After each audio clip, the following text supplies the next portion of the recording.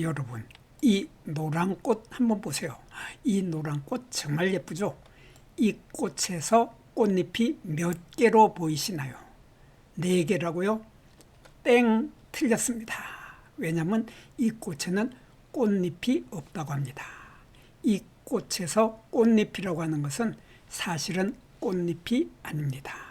10명 중에 9명이 속는 요 삼지당나무 꽃의 진짜 정체, 그리고 이 안에 숨겨진 8개 수술의 비밀까지. 이 꽃은 3월 달에 잎보다 먼저 황금빛 꽃이 이렇게 피어나게 됩니다. 이 꽃은 작은 꽃의 숫자가 이렇게 하나, 둘, 셋, 넷, 다섯, 여섯, 일곱 이렇게 숫자를 세어보면은 모두 30개에서 50개 정도가 둥글게 모여서 마치 작은 벌집처럼 생긴 그러한 꽃의 구조를 하고 있습니다. 오늘은 이 삼지당나무 꽃의 충격적인 진실을 여기 나무도감 공부에서 낱낱이 파헤쳐 드리겠습니다. 안녕하십니까. 한눈에 알아보는 우리 나무라고 하는 나무도감 책의 저자 박승철입니다. 오늘은 팥꽃나무과의 삼지당나무. 삼지당나무라고 할 때 이 뒤에 있는 당나무. 당나무는 바로 종이를 만드는 나무가 당나무죠.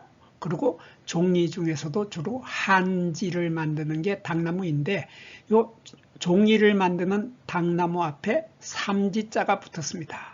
이 삼지라고 하는 것은 3개의 가지를 가지고 있는 당나무다, 그런 뜻입니다. 3개의 가지를 가지고 있는 당나무, 이 삼지당나무는 꽃이 참 화려하고 아름다우면서도 참 특이하고 신기한 꽃을 가지고 있는 것이 바로 삼지당나무입니다. 그래서 오늘은 삼지당나무의 꽃, 특이하고 신기한 꽃의 특징을 한번 살펴보도록 하겠습니다. 이 삼지당나무는 꽃에는 총포라고 하는 신기한 것이 들어있습니다. 그래서 총포가 도대체 무엇인지 그것을 확실하게 설명을 해드리고, 그리고 삼지당나무는 꽃받침 통부라는 것이 있습니다. 그래서 삼지당나무는 꽃잎이 아니라 꽃받침 조각이 있습니다. 그래서 꽃받침 조각이 뭔지, 꽃받침 통부는 뭔지 꽃뿌리 통부와 비교해 가면서 꽃받침 통부를 설명해 드리도록 하겠습니다. 먼저 이 삼지당나무의 꽃을 보면은 이 삼지당나무의 꽃에는 꽃잎이 없다고 하는 참 특이한 점을 가지고 있습니다. 꽃은 화려하게 피어 있는데 꽃잎이 없습니다. 그리고 꽃잎이 없는 대신에 꽃받침만 가지고 있다고 하는 참 특이하고 신기한 모습을 하고 있는데, 여기에서 우리들은 꽃잎이 무엇인지, 꽃받침 갈래 조각, 악편이라고 하는 꽃받침 조각은 또 무엇인지, 그리고 화경이라고 하는 꽃자루는 무엇이고 화축이라고 하는 꽃대는 무엇인지에 대해서 먼저 살펴보겠습니다. 삼지당나무의 꽃은 3월 달에 잎보다가 먼저 가지 끝이나 잎겨드랑이, 여백이라고 하는 잎겨드랑이에 30개에서 50개 정도의 황금빛 노란색 쌍성꽃, 양성화라고 하는 쌍성꽃이 이렇게 둥글게 모여서 벌집처럼 생긴 두상화서, 머리꽃차례라고 하는 두상화서를 이루게 됩니다. 이 꽃에서 꽃대, 여기에서 여기까지를 꽃대라고 하는데 한자로는 화축이라고 합니다. 화축의 길이는 1cm에서 2cm 정도 되고, 꽃대에는 회백색 털이 많이 있으면서 아래쪽으로 휘어져서 굽어서 땅을 향하고 꽃이 핀다고 하는 특징을 가지고 있습니다. 여기서 제가 이것을 꽃자루라고 하지 않고 꽃대라고 했습니다. 그래서 꽃대와 꽃자루는 어떻게 다른지에 대해서 잠깐 설명을 드리겠습니다. 이 꽃대는 꽃 한 개 한 개가 아니라 꽃차례 전체, 조금 전에 말했던 두상화사라고 하는 꽃차례 전체를 달고 있는 대, 축을 가지고 이것은 화축이라고 하고 우리말로는 꽃대라고 합니다. 거기에 비해서 꽃자루, 꽃자루라고 하는 것은 제가 산수유 나무의 꽃을 펴서 설명을 해드리겠습니다. 이 산수유 나무의 꽃을 보면 이렇게 꽃이 있는데 꽃이 여러 개의 꽃이 20개에서 30개의 꽃이 한 군데서 이렇게 모여서 피는데 여기에서 보면 여기에 이렇게 꽃자루가 있고 꽃자루 끝에 꽃이 하나, 꽃자루 끝에 꽃 하나, 꽃자루 끝에 꽃 하나 이렇게 꽃자루가 있고 꽃이 한 개씩이 달리는 것이 바로 이것은 산수유의 꽃자루입니다. 꽃자루인데 반해서 거기에 비해서 삼지당 나무는 보면 꽃이 꽃자루 끝에 한 개가 달리는 것이 아니라 꽃대 끝에 여러 개, 50개 정도까지나 되는 여러 개의 꽃이 한꺼번에 달리는 것을 이것을 꽃자루라고 하면 안 되겠죠. 그래서 이것을 꽃대라고 하고 한자로는 화축이라고 부르고 있는 것입니다. 이 삼지당 나무의 꽃에는 꽃잎이 없습니다. 요거 꽃잎이 없고 꽃받침만 있습니다. 이 꽃을 보고 이것을 꽃잎이 하나 둘 셋 네 개다라고 말씀하셨다면은 땡, 틀렸습니다. 이것은 꽃잎이 아니라 꽃받침 조각, 꽃받침 갈래 조각이 4개라고 하여야 맞는 말입니다. 꽃받침 통은 파이프처럼 꽃받침 통은 여기 요 부분이 꽃받침 통입니다. 그래서 사진을 요거를 보면은 여기서 이렇게 여기에서 요 부분까지를 꽃받침 통이라고 하는데 이렇게 꽃받침 통은 파이프처럼 통 모양이면서 길이가 12mm에서 14mm 정도 되는 이러한 파이프 모양을 하고 있습니다. 꽃받침 조각, 악편은 하나, 둘, 셋, 넷. 악편이라고 하는 꽃받침 조각은 4갈래로 갈라지게 되고 겉에는 흰색 잔털이 많이 있으면서 갈래 조각은 둥근 꼴입니다. 요 갈래 조각 요거 하나를 보면 이렇게 둥근 꼴 원형이고 길이는 여기에서 여기까지의 길이가 5mm 정도 됩니다. 이 꽃받침 통의 안쪽은 이렇게 황금빛의 노란색이면서 그 속에는 이렇게 수술이 보입니다. 수술이 하나, 둘, 셋, 4개가 보이는데 요것을 이 수술들이 꽃받침 통의 밖으로 나타나지 않기 때문에 제가 그 속을 한번 뜯어봤습니다. 뜯어봤더니 이렇게 생겨 있는데 여기 암술이 이렇게 길게 이렇게 암술이 있고 요 위쪽에 하나, 둘, 셋, 넷 4개의 꽃밥이 보이는데 수술대가 4개가 위쪽에 하나, 둘, 셋, 4개가 있고 또 아래쪽에도 이렇게 하나, 둘, 셋, 4개가 있고 그래서 아래쪽에 4개, 위쪽에 4개에서 수술은 8개의 수술이 꽃받침 통부의 위아래쪽에 2줄로 붙어 있다. 그래서 2줄로 붙어 있다고 하는 이러한 특징을 가지고 있는데 여기에서 또 재미있는 것은 바로 요 암술입니다. 암술을 보면 암술은 여기에서 여기 요 끝에 여기까지죠. 그래서 거의 꽃밥까지 수준까지 올라와서 이렇게 길게 있는 요 부분을 우리들은 암술이라고 하지 않고 암술머리라고 합니다. 암술머리라고 하고 요 밑에 여기에서 이렇게 잠깐 보이는 짧게 보이는 요 부분을 암술대라고 합니다. 이렇게 암술대가 있고 암술머리가 있는데 암술대의 길이는 암술머리의 길이에 비해서 훨씬 짧다. 짧은 암술대에 비해서 암술머리는 훨씬 더 길다고 하는 이러한 특징을 가지고 있으면서 암술머리에는 털이 많이 있습니다. 그래서 털이 많아서 꽃밥에서 나오는 꽃가루를 받기 좋은 수정하기 수분하기 좋은 형태의 털을 많이 가지고 있다고 하는 이러한 특징을 가지고 있게 됩니다.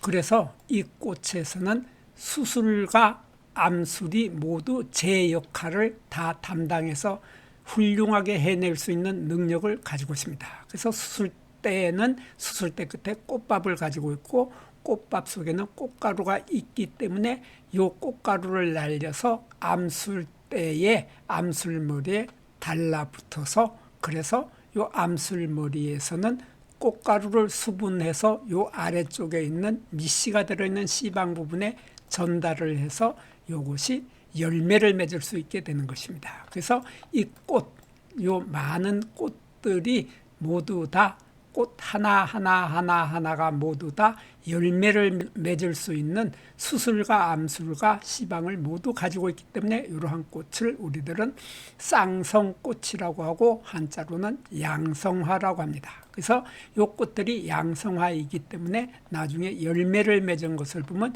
열매는 이렇게 모두 꽃 하나마다 모두 다 열매를 맺어서 아까 머리 꽃차례, 두상화서라고 하는 꽃차례에 꽃이 달렸기 때문에 열매 모양도 두상화서에 그러한 머리 꽃차례 모양의 이러한 열매들이 많이 달리게 된다. 그리고 많은 열매들이 있게 되는 이유가 바로 이 꽃 하나하나가 쌍성꽃, 양성화이었기 때문에 모두 열매를 맺을 수 있게 되는 것입니다.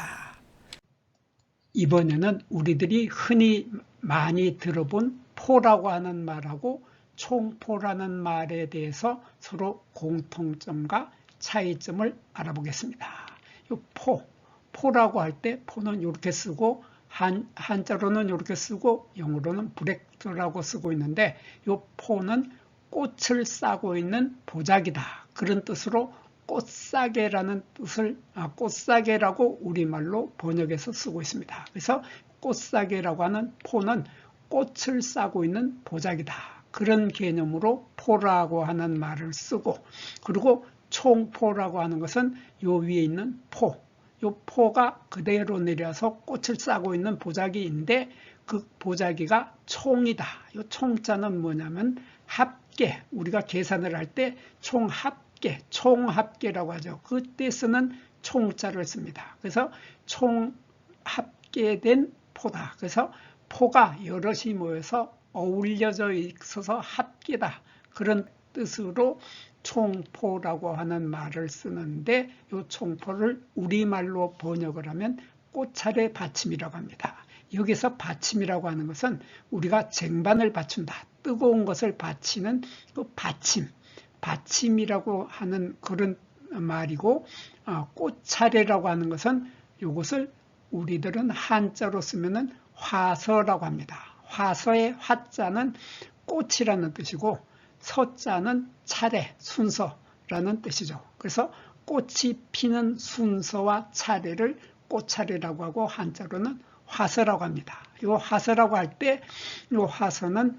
우리가 귀에 익은 단어로는 총상화서, 취산화서, 산방화서, 산형화서 그럴 때 그 화서가 바로 꽃차례입니다. 그래서 그 꽃차례 전체를 바치고 있는 잎 같은 것을 총포라고 하고 우리말로는 꽃차례 받침이라고 하고 영어로는 인볼루크라고 부르고 있습니다.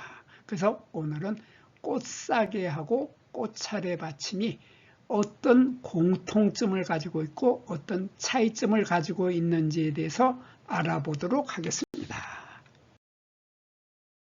삼지당나무의 꽃이 피기 직전의 모습입니다. 이게 꽃이 피기 직전에 보면은 요 꽃몽우리들이 많은 꽃몽우리들이 이렇게 보이는데 요 꽃몽우리를 싸고서 꽃몽우리를 추위에서 보호해주고 벌레의 침입을 막아주는 역할을 하는 요 총포의 모습을 보면 총포는 잎의 색깔하고 똑같은 초록색이라고 하는 특징을 가지고 있고 이러한 총포 꽃차례 받침은 꽃몽우리일 때는 이렇게 꽃몽우리를 감싸고 보호해주는 역할을 하고 있는데 이것이 꽃몽우리가 점점 커지면서 꽃이 이렇게 피기 시작을 하면은 그 꽃몽우리 상태에 있던 커다랗게 보이던 이 꽃차례 받침은 이렇게 벌써 꽃이 처음 피기 시작할 때 이미 말라 비틀어져 있습니다. 이렇게 꽃차례 받침이 꽃이 피기 시작할 때 이미 말라서 비틀어져서 떨어지는 이러한 형태의 꽃차례 받침의 성격을 우리들은 조락성이라고 합니다. 일찍 떨어져 버린다. 그래서 조락성의 꽃차례 받침을 가지고 있는 것이 바로 당나무입니다. 그렇다면 이 삼지당나무의 꽃차례 받침하고 여기에 보면은 요거 호랑보들입니다. 호랑보들의 꽃사계 요 두 종류의 꽃사계와 꽃차례 받침은 어떤 공통점이 있는지 살펴보겠습니다.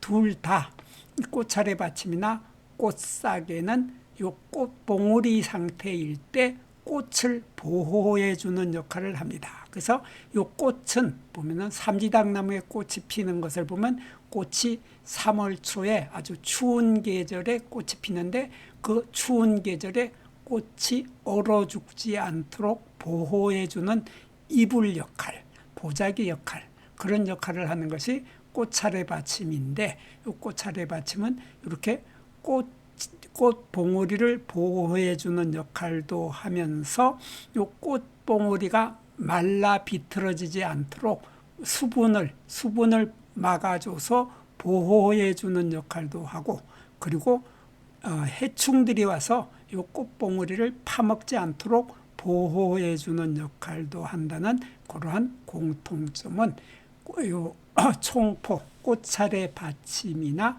꽃사계도 똑같은 역할을 합니다.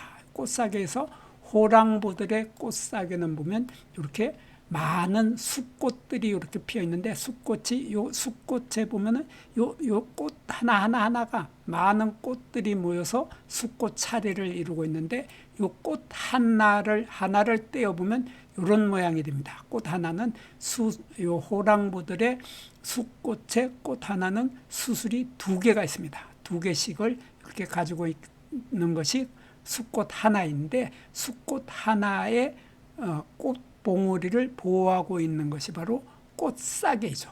이렇게 꽃사계가 꽃봉오리를 보호해 주는 역할을 하고 또 벌레를 막아주는 역할도 하고 추위를 막아주는 역할도 하고 건조해 주는 것도 막아주는 것이 바로 꽃사계다. 그래서 꽃사계나 꽃차례 받침은 모두 다 꽃봉오리를 보호해 주는 역할을 한다. 여기 암꽃도 보면 암꽃도 여기 꽃 하나가 있는데 여기에는 암꽃에는 꽃 하나에 꽃대 하나가 있고 그것을 감싸고 있는 꽃사계 포가 있는 겁니다. 그래서 꽃사계나 꽃차례 받침은 모두 다 꽃봉오리를 보호해 주는 역할을 한다고 하는 공통점을 가지고 있습니다. 그리고 꽃차례 받침을 보면 꽃차례 받침은 이렇게 초록색인 경우가 많습니다. 초록색인 경우가 많아서 꽃이 필 당시에는 잎의 색깔하고 꽃차례 받침의 색깔이 똑같은 초록색이기 때문에 광합성을 도와준다고 하는 역할도 하고 있고, 때로는 이 꽃차례 받침이 변신을 해서 곤충을 유혹해 주는 역할도 하게 됩니다. 그렇다면 꽃차례 받침과 꽃사계는 어떤 차이점이 있는지 살펴보면은 이 꽃차례 받침은 꽃차례 전체를 받치고 있는 쟁반 역할을 하고 있다. 아니면 컵 모양을 하고 있다. 이러한 많은 꽃이 모여 있는 꽃차례 전체를 컵이나 그릇처럼 감싸고 있으면서 이 꽃차례 받침은 꽃잎보다 더 크고 화려해서 꽃잎처럼 다른 벌레들을 유혹하는 역할도 한다고 하는 특징을 가지고 있는 것이 바로 꽃차례 받침입니다. 거기에 비해서 이 꽃사계를 보면은 꽃사계는 이렇게 돼 있죠. 꽃사계는 이렇게 돼 있는데 꽃사계는 한 개 또는 한 개의 꽃이거나 요거 한 개의 꽃이고 요거 한 개의 꽃을 보호해 주는 역할을 한다. 그래서 두 꽃사계와 꽃차례 받침을 비유적으로 설명을 해 본다고 하면 요 꽃사계는 꽃 하나를 보호해 주고 경호해 주는 경호원 역할을 한다. 경호원 역할을 한다고 해서 경호원 역할을 하는 것이 꽃사계인데, 거기에 비해서 총포라고 하는 꽃차례 받침은 꽃마을 전체를 철동 방어하는 성벽 같은 역할을 한다고 하는 이러한 차이점을 비유해 볼 수 있겠습니다. 그리고 이러한 꽃차례 받침을 가지고 있는 식물들 중에는 해바라기도 이러한 꽃차례 받침을 가지고 있고, 민들레도 이런 꽃차례 받침을 가지고 있고, 국화나 산딸나무도 이러한 꽃차례 받침을 가지고 있습니다. 여기에서 잠깐 구독과 좋아요를 누르는 시간을 갖도록 하겠습니다. 여기 나무도감 공부는 박승철이 사진을 찍고 박승철이 글을 쓴 한눈에 알아보는 우리 나무라고 하는 나무도감 책을 펼쳐서 공부를 하였습니다. 공부를 하고 난 후에 만나게 되는 나무는 바로 내 친한 친구를 만나는 것처럼 반갑고 호기심 넘치고 흥미진진한 기쁨을 가슴 가득 안겨주게 될 것입니다. 오늘의 공부는 여기서 마치도록 하겠습니다. 감사합니다.